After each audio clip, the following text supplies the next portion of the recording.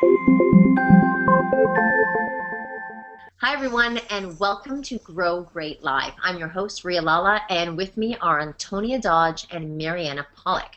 And today we're talking about rewards and how rewards can subtly remove creativity from our children. All right, so let's get started on this. Antonia, I'd love to hear your thoughts on how rewards could be thwarting creativity in children. So it's really easy to use the carrot stick model for kids. I think as adults, we get very programmed into carrot stick thinking in our jobs when we were raised, by our parents in schools. Like the propaganda of carrot stick, like you either have a toward motivation, like if you do this thing that's great, you're going to get this cool thing, or if you don't do it, then you're going to get in trouble.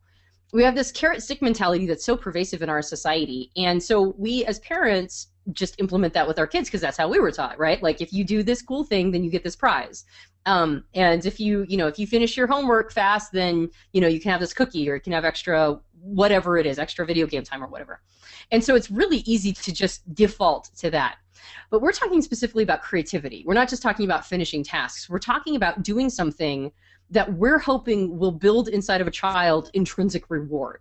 Creativity as a muscle to build works the best when the child is feeling a sense of mastery and purpose within themselves when they are being creative. It's creativity for creativity's sake. That's really what we're trying to foster in a child, because the world rewards creativity in almost an asynchronous way. You're not going to get an immediate reward necessarily for being creative. In fact, we talked about in our hour-long session on creativity, we talked about how a lot of times creativity ends up with failure, and people won't look on that kindly. So you don't always have an immediate reward for creative thinking. You have to understand that creativity has intrinsic reward. But if we're constantly using that carrot, right, like if you do this fun project, then I'll give you a cookie. If we start training them that everything they do needs to be, there needs to be a bribe at the end of it, then it's going to kill their ability to have intrinsic reward by being creative, right? And so now creativity becomes a task that, well, I don't get anything out of it. What's in it for me, right? Like when I do my homework, I get a cookie. When I do my chores, I get $5. Like, what's in it for me to go build this cool, like, time machine out of cardboard? Like, what's in it for me? And so you train your kids to always be trying to find an angle, right, a reward mechanism for everything they're doing. And creativity doesn't flourish in that context. Creativity flourishes when the child gets intrinsic reward for it. So it's really about setting up a mindset for your kid, teaching them how to evaluate their activities. If you remove the component of always having to give a prize for every activity they do, always having to have some sort of bribery at the end of their activity, then you're actually, with everything you're doing around creativity, like that, you might not even be referring to a creative task in and of itself. You're just talking about how they see the world. You're teaching them to see the world in a way that does not foster creativity, because they're always going to be asking, what's in it for me? That's really great. Mariana, I would love to hear just a little bit about how, with your two boys, how do you handle rewards in the household, and do you feel it stifles creativity when you do use rewards, or if you do, whether you do or not? It does. It does. And what's important is to find out whether or not you yourself or your child is intrinsically motivated or extrinsically motivated. For instance, rewards works for some people, whether it's the monetary, whether it's the gift, whether it's the feeling that you get. And it depends on who you are, or like I said, if you're intrinsically motivated, which I am, when I do something, it makes me feel really well, really good, and I want to go and do it again and again and again. It doesn't matter what I get or what I don't get. It's the extrinsic motivation really doesn't do anything for me. With my boys, though, what I'm learning about them, and they're still, well, with the older one, we're kind of, trying to, we think that he's extremely intrinsically motivated. With the younger one, he's still too young, so we can't really tell yet. But for the older one, he likes to be rewarded. He likes to hear that people tell him that he has done a good job.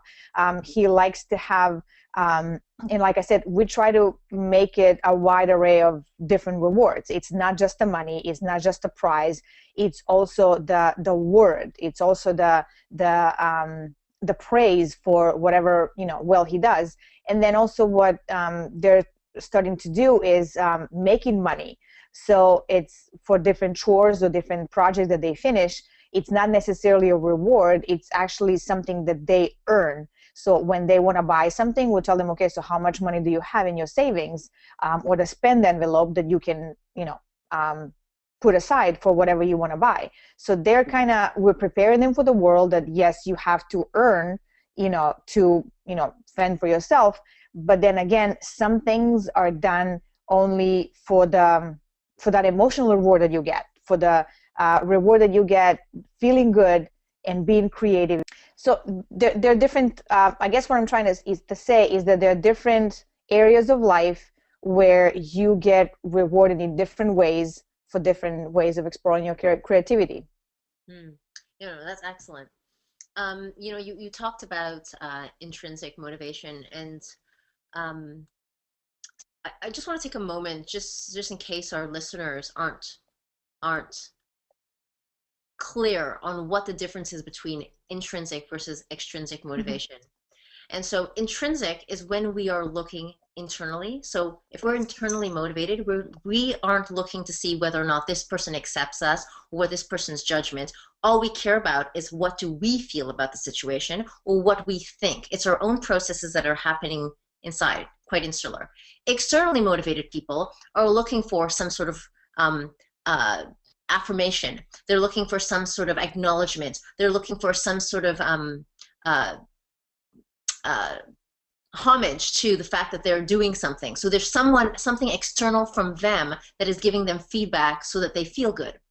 Now, why has this become so dangerous? Well, especially with our kids, there's so many things that we do as parents that is thwarting our child's ability to go inside and think about what it is that they want. So I'm just going to give you some really very simple everyday examples. Our child needs to get to the bus on time. And so we say something like, okay, the bus is here. Yesterday I had to drive you. I don't want to have to drive you again. So make sure you get your homework and your lunch and get outside there and wait for the bus. What we've really done is we've spoon-fed our children everything that they need to think. Okay, guys, we have to have a bath. Don't forget to take your bath and don't forget to do this. We are telling them everything so their mind is not having to think about what do I need to do? And when we start thinking about creativity, inherent within creativity is asking good questions.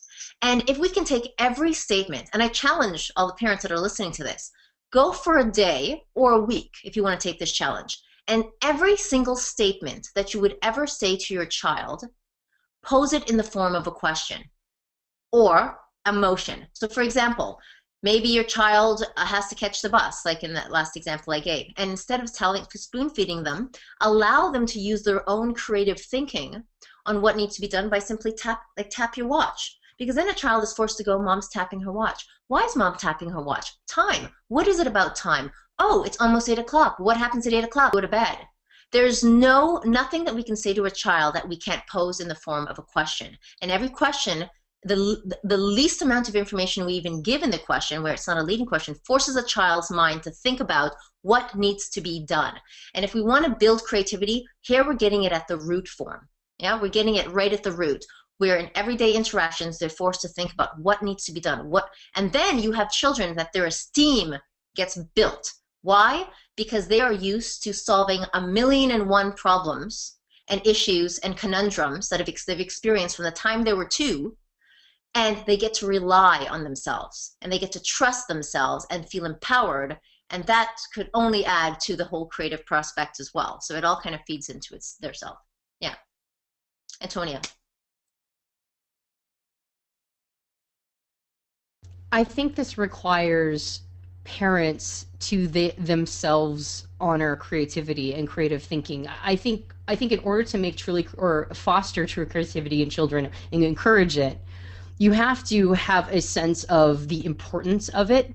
In the examples you were giving, it's so easy to go, yeah, but I don't have time to do that.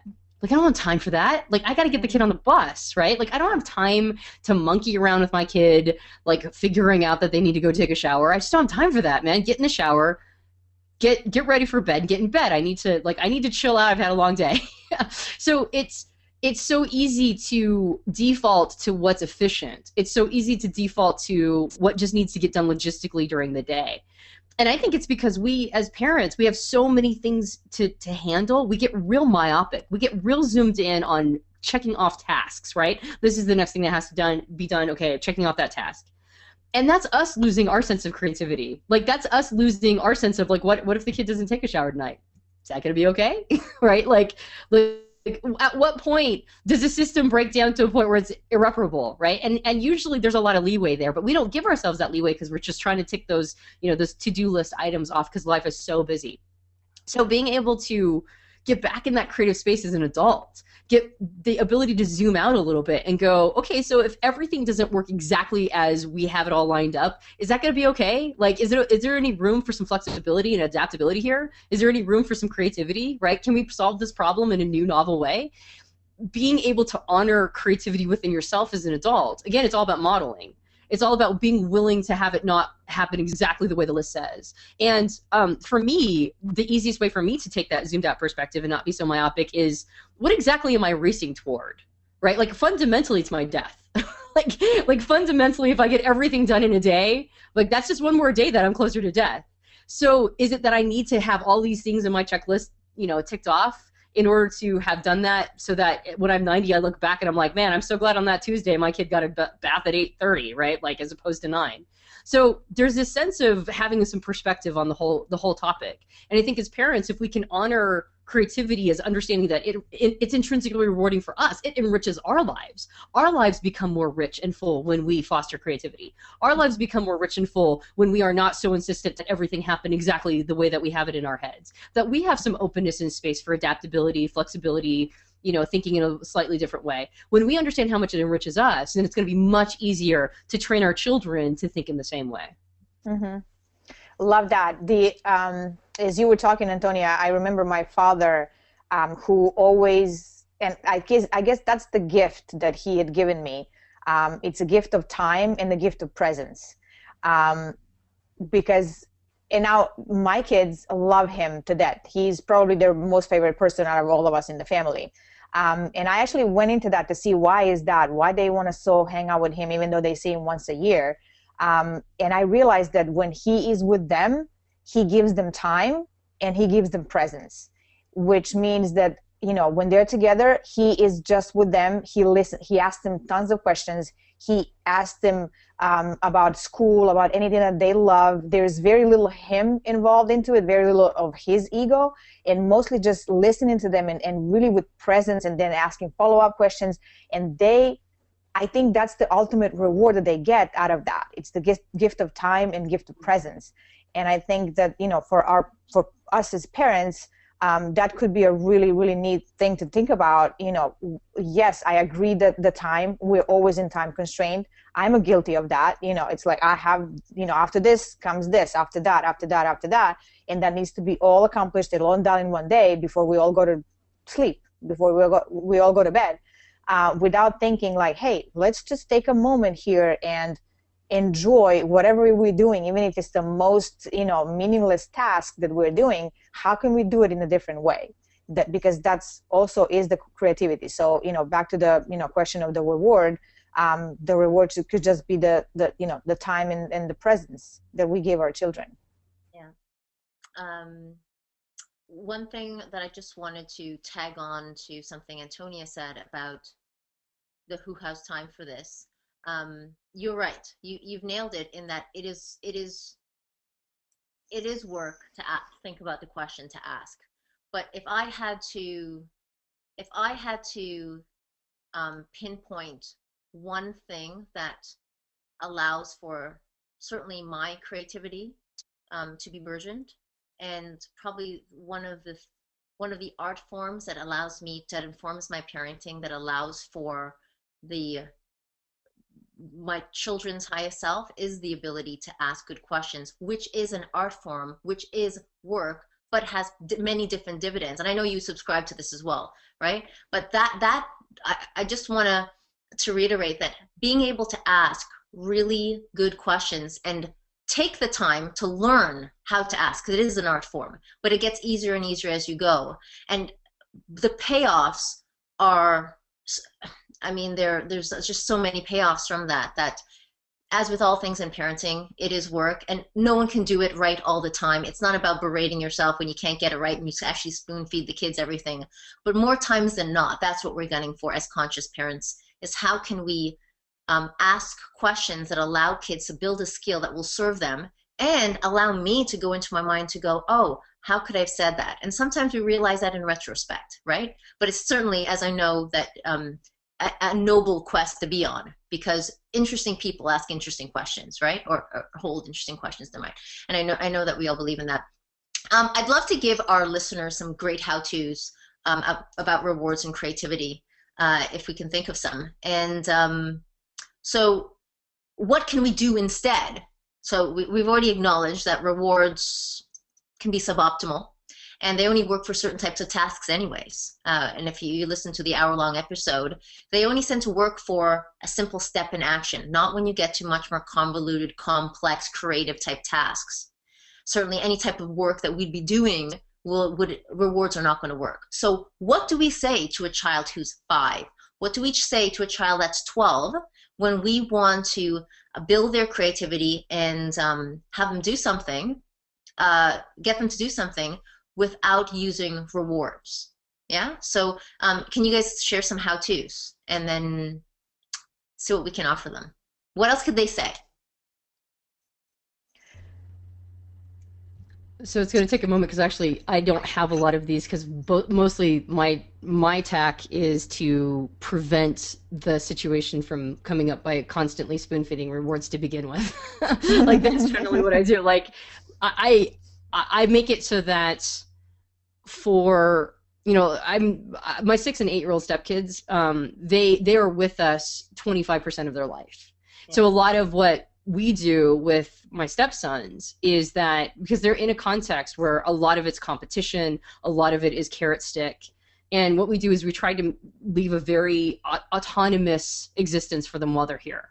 We allow them to be very self-directed while they're here, and so sometimes sometimes they do what I would call a complete waste of time, but they know that they have self-mastery over it. And so what we'll do, or what I'll do to check in, to go, hey, so, you know, you're spending the weekend with us and all you want to do is sit around and watch YouTube videos about Minecraft.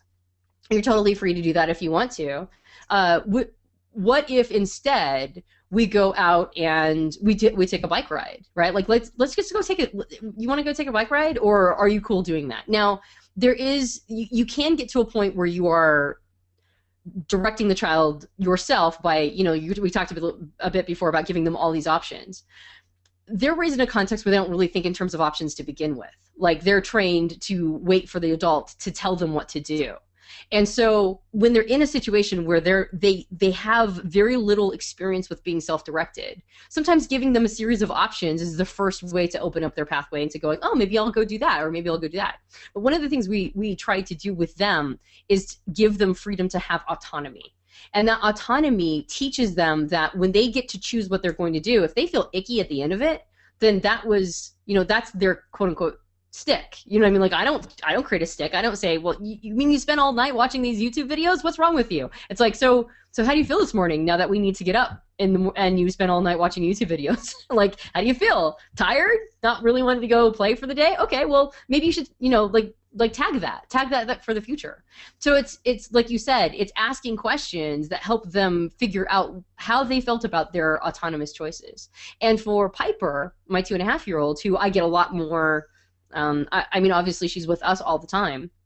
At the age of 2.5, it's still exploratory, but we don't give her any bribes, like, at all. Like, we have not taught the bribe system to begin with. There is no, if you do this, you get this. We don't have that language in our lexicon at all. And so for Piper, I've noticed that she's a lot more intrinsically motivated just naturally, because we don't even give her the option of carrot and stick. We say, you know, like, what do you want to do? You want to go play blocks? Let's go play blocks, right? It's not like, you know, if you clean up all your blocks now, you know, you get to go do this fun thing. It's like, okay, so now it's time to clean up blocks before we go to the next activity. To go to the next activity, we clean up blocks first. So I think it's, when you have the luxury of training from the time that they're little, just removing the language is a big piece of it. Removing the carrot stick mentality completely. I don't know if that's a very good, like, specific actionable item. I'm still learning through it, because I've got stepkids and I got a 2.5-year-old. So I'm still learning some of these, but that's generally if you have the ability to start training now, that's one of the things I'd recommend, is just remove that whole concept from your interaction with them.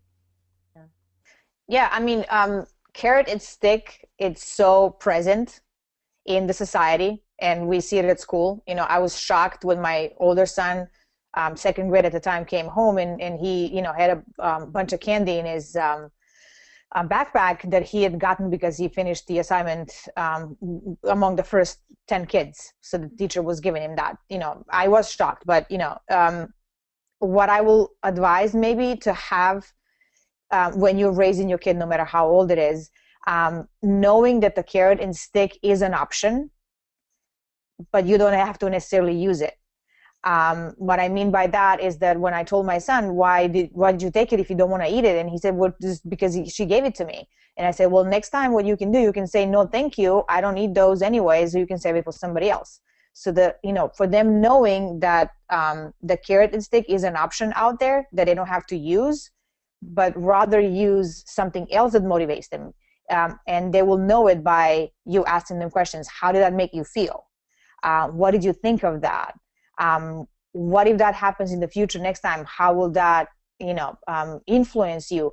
Again, discovering whether or not they're intrinsically or extrinsically motivated, like you re-explained earlier, knowing how to deal with them and giving them advice based on that. But, you know, any kind of option out there is a good option as long as you can use it or choose to use it or not to use it. No, that's great. What I would like to mention specifically about motivation, because we're talking about, well, what do we do in lieu of rewards? And something I just want to say about motivation, I've explored motivation at length, and here's what I've come to understand, that we often think that I'm motivated and therefore I do X. Motivation precedes action. It's no brainer. You go to a course, you're rah, rah, rah, you come back, and then, you know, you do something. But usually what people find is they feel very rah, rah, rah, but they don't execute for long lengths of time. It's while the rah, rah, rah is fueling them. It is fueling them that they're pumped, but then it dwindles. So this is a bit of a paradigm shift, what people tend to think about motivation. It's not that motivation precedes action. It's action precedes motivation. And if you look at that, an action, so for example, how do you become an action? So if you have kids and you want them to clean up the toys that are on the floor, you could say, if you clean up the toys, you get a show, or if you clean up the toys, you get an ice cream, or you could use things as rewards. But what I'm talking about, action preceding motivation, which means if you can get your child in action, and then let the motivation kick in. And we can probably find lots of examples of this in our life. So, for example, my son's doing piano, and as he's doing his piano practice that day, he says he doesn't want to do piano practice. So we're not forcing him. We say, okay, is there like 2 bars that are your favorite? Only those 2 bars. Can you attach yourself to that? And just play the part you like the best about the song. And all of a sudden, he found himself in 10% action. And then what do you know? We left him for 20 minutes, and then he continued to play long after no one was telling him what to do. So the big question parents might have is, well, how do I even get my kids in 10% action? And action, motivation, instead of rewards, is a function of relationships. The relationship that you spend time carving with your children such that they want to serve you. They want to do good by you. They want to be in rapport, in the same resonance with you. That is what is going to get them in 10% action. When we want to go to the gym and we don't feel like going to the gym, we go to the gym because, okay, because maybe we have a friend or there's an instructor that we like. You know, I was coaching a client and they said, my kids don't want to do any of their homework. They never want to do homework. And I don't know what to do. And I told them, you know, put a number, 1, 2, 3, 4, 5, 6 with each of the subjects and let your child roll the dice. And if it's 6, it's science. If it's 5, it's English. And then all of a sudden, the parents were a bit panicked about, well, you know, how is he going to stay motivated to do all of his work? And all of a sudden, though, he started to get better marks in science, and then he started to go to school, and the girl next to him started to notice that he's doing better in science, and all of a sudden he's feeling in his store, and he is it is a human relationship that's creating the motivation. So how do you get your kids motivated without using rewards? Build the relationship. Build your relationship with your kids such that they want to be in resonance with you.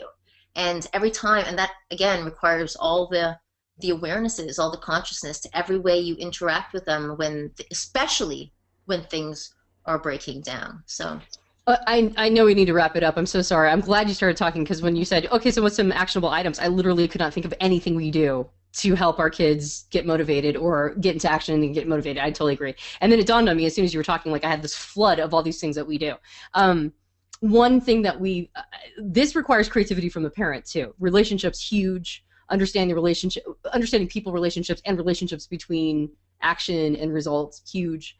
But you can also be creative as a parent. One of the things that we've done with our stepsons when it's time to clean, or my stepsons, my husband's sons, when it's time to clean the room, my husband sets up his iPhone on a tripod and does time-lapse photography.